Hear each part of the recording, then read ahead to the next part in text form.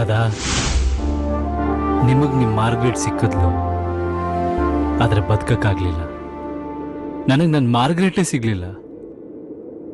ನಾನ್ ಬದುಕ್ತೀನ?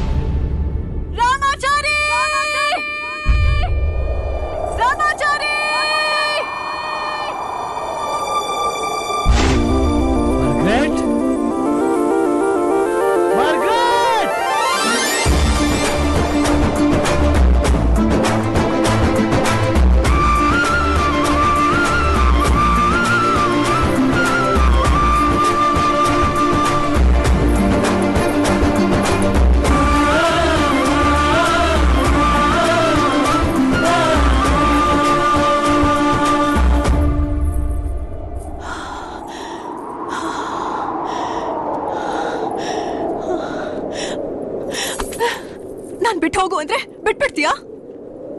ಮರ್ತು ಹೋಗು ಅಂದ್ರೆ ಮರ್ತು ಬಿಡ್ತೀಯಾ? ನಿನ್ ಮದ್ವೆ ಆಗ್ತಿಲ್ಲ ಅಂತ ಗೊತ್ತಿದ್ರು ಯಾಕೆ ಬಂದ್ ನನ್ ಮದ್ವೆ ತಡೀಲಿಲ್ಲ?